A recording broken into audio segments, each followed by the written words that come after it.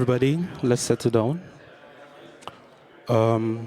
I hope you're enjoying this talk so far. So for the next one, please welcome Jose Ramirez from Palmera with the talk Enhancing AA with On-Chain Hierarchies. Hello, everyone. Thanks for staying in this talk. So the topic of the day is enhancing account abstraction with on-chain hierarchies. What's our new approach?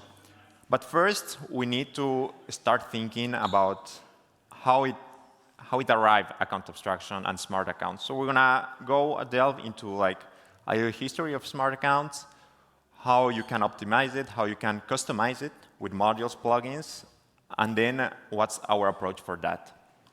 Just a quick intro about myself. I'm Jose, computer scientist, founder of Palmera, been in the crypto ecosystem since 2017, building different things, but most relevant, I was on the dark side a little bit, building a custody system for a bank, a crypto bank. So I'm quite familiar with multisig since 2019-20, and now on Palmera within the same topic. So let's talk about the smart account evolution. What do we need? Why do we need smart accounts? We want to customize the behavior of a transfer of anything that is besides the EOA. So the first one that came around was like no safe. It was a smart contract that it was just a basic multisig. That means that you have multiple signers that need to approve any transaction that going through the smart contract, right? But that was the main and the only feature, but it was enough for that time. Then there was the next version, like Safe, the spin-off of Gnosis Safe. They generalized it a little bit, this smart contract that they created, and now you could like kind of attach other logic, other smart contract to your original multisig in order to have more customizable ways to do it. And that was enough, but still tied to the Safe ecosystem, to just one type of contract, one type of interfaces. So the next step was, OK, how everyone can benefit from this approach in like smart account, using smart accounts with customizability. And that's where 4327 arrived, like this standard that allows anyone that is building a smart account to just comply with a set of rules to have this generalized behavior on what we do. So now let's talk a little bit. I mentioned before, like a lot of time, like how can you customize your smart account, and that's one of the main subject of this topic. Gnosis Safe was just a multisig. Safe has like the multisig modules that are like smart contract that you attach to the Safe, to smart contract that's going to bypass the multisig logic. It's going to be a override, like they have guards. That is basically a smart contract that is going to do pre-checks and post-checks before the execution. And in 4327, of course, following that same idea, you have some validation modules, some execution models, and some hooks that are basically the equivalents of Safe has, but in a standardized way. But what were the problems that the ecosystem was facing? Like first, fragmentation, because every smart account protocol was having their own interfaces, was having their own way to create that. Vendor lock-in is tied to that, like how you can achieve interoperability. That's what like 4327 tried to achieve. Instead of mitigate security risk and also like trust signaling to which smart contracts do you want to attach to your smart account. But why do we really want smart accounts? Like basis use cases, right? We want to improve the better UX from any dApp. That means that you don't need to always sign with your EOA. You can just attach like a key pass to your smart account and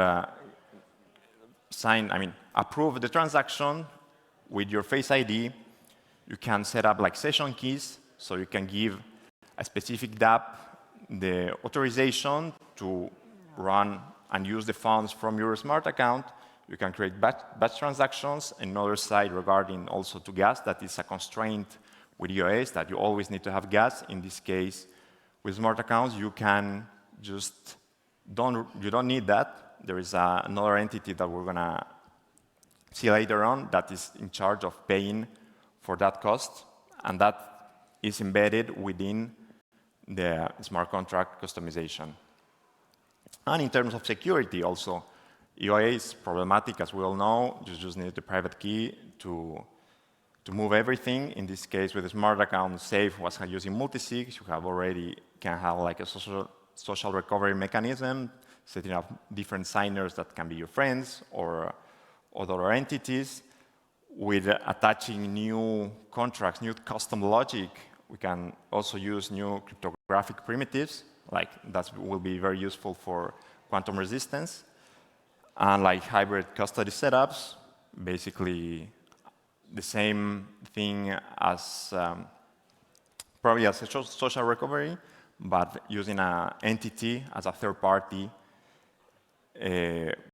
delegation third-party for your thing. And the operational part, that's also like more on the spending limits, role-based access control, and we're arriving a little bit on our main subject, that is like the hierarchical structures that we're focusing on. Let's have an overview of 4327. So the main components here are like the user is going to create a new set of transactions, a new type of transaction, that is the user operations. There's going to be another roles that are the bundler, that is grabbing all these user ops coming from different users and like batching it and send it to the entry point. The entry point is like the smart contract account where everything is going and is going to be processed. So there you have like a contract account. The paymaster, as I mentioned before, is the entity who is going to pay for the gas consumed by the transaction, and the account itself. Let's see which types of modules, as we already mentioned before, the 3 different types, but are attached to this 4327 standard. So we have the validators, like a validation logic that is running within the entry point. When every user operation goes, there is a validation step that you can add a module to make it custom.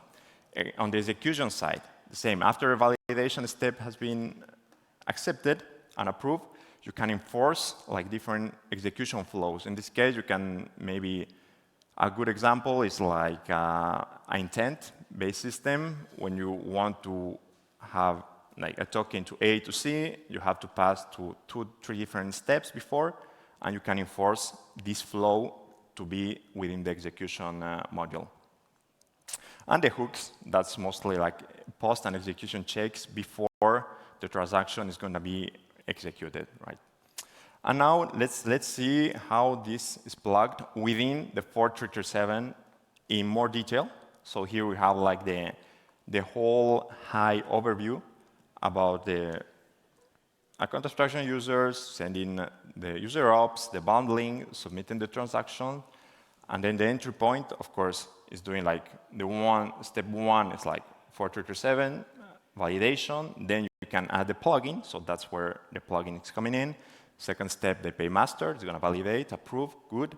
And within the third point, as you can see there, then there's going to be involved the plugin for the hooks and the execution, that you can add this custom logic within the system to make the state change, and the last part, the paymaster. Okay, so this is like a high overview, ERC-4327 and custom logic. And but we need a standard, right? Because that logic that is presented within the schema has to be understood by the smart account implementation and also by the developers of the plugins.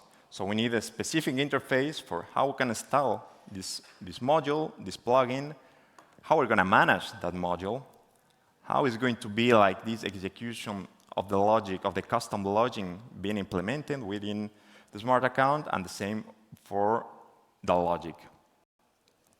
So the question is here, like, is there a standard for customization? As a builder, you always want to follow standards. Why? I mean, it's quite easy. You want interoperability, you want to go where the market is going, where the builders are going. In this case, I mean, in my case, it was quite difficult because there is 2 standards for custom logic. So it's like, how do you decide which way to go? At the end, these 2 standards want to do the same thing. It's just standardize the custom modules within the 4327 standard, but they have different approaches. In a really, really high level, like ERC-6900 wants to keep all the permissions within the module. And in the other side, ERC-7579, they want to give that permission control over the users. So it's 2 different ways to see the same problem, and we want to get into each of them to understand what is going on there. So as I mentioned before, ERC-6900, a permission system is embedded that has to be supported by the smart account with specific rules and which kind of address do you want to interact, how do you need to interact between the smart account and the custom logic. So they have a configuration file, they have a manifest that both entities have to understand. Advantage is that the plugin functionality is very isolated. The disadvantage is you have less flexibility. Here, the control is really over the developer or the plugin itself. In the other side, you have the ERC-7579, that is like, as the name says, a minimal standard for modular smart accounts supported by quite a big community, like Biconomy, Rhinestone, Etherspot, ZeroDev, OKX. They are pushing this standard. That has the benefits on making the user the main one who set the permissions. And with that, you can make modules interoperable. They want to create this module store concept where, as each plugin really doesn't need like any specific permission, they can all work together as an app store, right? The module, they have also the same module installation and a management system. They support in all the different types that we've discussed before. And also, like just a mention on another ERC, 7484, that is about registry, how another entity can kind of vet it, some specific smart accounts that you can install it. But now, okay, now we have the big overview about, okay, what's smart accounts, 4337, the different customization standards. We're going to talk about Palmera, just a quick intro about we are an aggregation layer for on-chain organizations. We are supporting Web3 organizations to manage multiple safes, multiple smart accounts, the integrations and their automations. And in this case, we're going to focus on the Palmera module. So the Palmera module is a specific way to enhance smart accounts using hierarchies. But before going deep into that, just a little question, who here thinks that we went with ERC-6900? No one? Okay. With ERC-7579? Okay, 2, good. And none? Nothing, okay. I will say that everyone else said none, and you were right. We didn't go to any of those. Why? Because as a builder, we started also like a little early before the standards, and we want like adoption of the module. And this right now is really tied to the Safe ecosystem. Safe has like 10 million of Safes deployed. They have the most TVL between all the chains. And as we're targeting more on-chain organizations that are managing these multiple Safe, we want them to use it. And we know that the switching cost for a Safe user to like a new 4337 smart account that has been just released like 1 year ago, it hasn't been fully battle tested by the time. It's very difficult, so we say, okay, we're gonna just go with the Safe standard, Safe module, and now we're gonna get deep into the functionalities. So basically, our module is like a Unix file system for a smart account. You can think about it as creating a hierarchical tree when you have like the root folder is your root safe or root smart account, and then the sub-safe, sub-smart account are going to be under the control of the root one, on the parent one. This helps to maintain like a different compartmentalized hierarchical structure with also like role-based access controls baked in. We're gonna just mention like the couple of roles that we have embedded, like after talking with the multiple organizations. One of the main roles is, of course, the root safe, that is like the admin of the organization that has the power over the whole tree. Every sub-safe is under control the parent one, like the super safe, and in terms of what they can do, they can really execute. Anyone that is on the upper level can execute a transaction on behalf of the sub-safe. So the design challenges about our model were like, first, from an organizational point of view, do we only want to give like one control, one entry point control for the organization, like one root account, or multiple ones?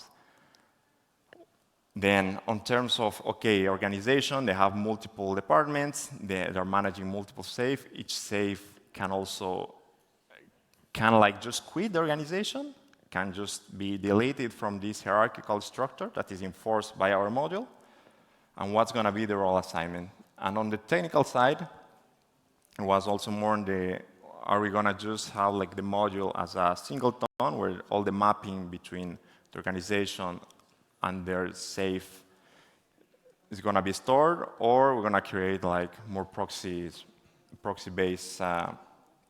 contract. Gas cost, of course, we needed to be very mindful about how big this tree can get, right? If you have like 10 levels with like 4 or 5 sub-safe, can be a problem. We end up doing some testing, and we can support like 7 levels with an average of 3 sub-safes per level. So that's quite good.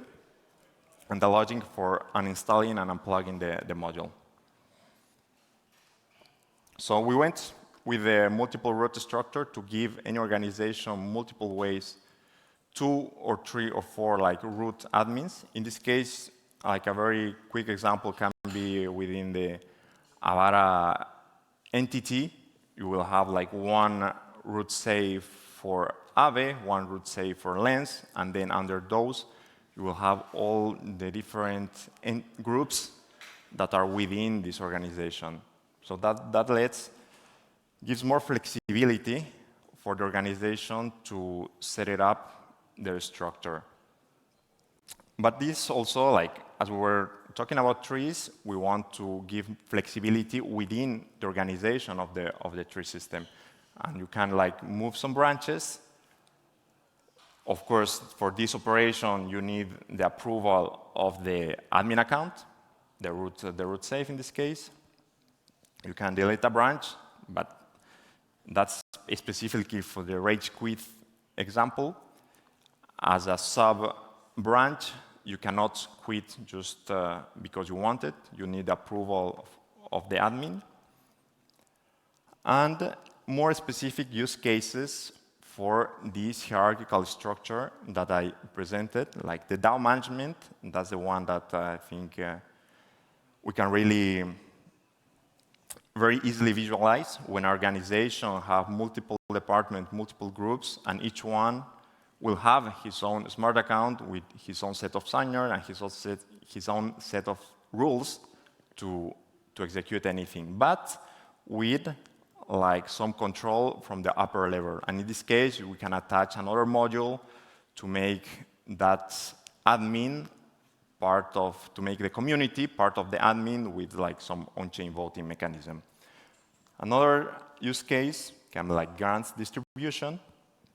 The same idea about distributing different treasuries amongst different groups, but within the control from the organization. In this case, you can also manage the expenses for each individual smart account, take the control. If someone is behaving or not doing what they think, they can just claw back the money. And that's quite important for these types of organizations because they don't want to just spend money like without a real purpose and operation. And in terms of treasury management, there's more on the operational part. Okay, you can the same give some spending limits to some branches of your whole organization, or just a specific one, a specific different budget allocation.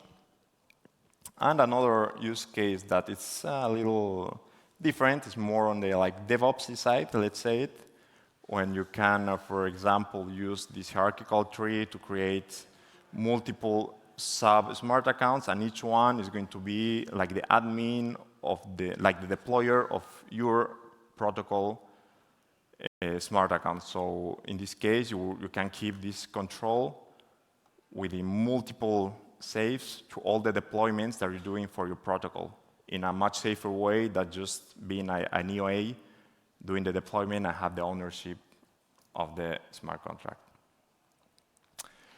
And the Palmera module V2 that is being we're going to start building it. Who thinks we're going to go again 6900? One, okay. 7579? Two, great. Three, none. Now I think none is not the option, of course. And we're thinking to adopt the 7579 standard, as it will give us more flexibility, interoperability, and really is what we think all the ecosystem is a little bit pushing and is gaining more traction with more players, more support, and also just Safe, they release an adapter for that. I mean, Safe and Rhinestone. That is going to be very helpful to make all the legacy code that is there to just, with an adapter, make it compatible. And in our case, that will solve like lots of interoperability problems. So the conclusions for this like vast topic, we think with all the new use cases coming on, I think like modules and plugins are going to be like the origin for new adopters, because you make it everything easier in terms of the interaction within the contracts. But at the same time, legacy sometimes prevail because of the battle tested of the system. That's what makes Safe like the most used smart accounts in terms of TVL, because it's been there for 4 years, no hack. So yeah, you can put like millions on there with the safety. And the challenges, of course, like as we see every day, which standard is going to prevail. And as I talked before about the adapter development, makes all these different points like much more easier to accept. So that's all for it. Thanks for listening. That's the Palmera DAO Twitter and my Twitter, in case you want to follow us and keep the updates. Thank you very much, Joseph, for that exciting talk. I know we've got some burning questions. Who wants to go first? No questions. No questions? OK. Thank you very much. All right. Thank you. Please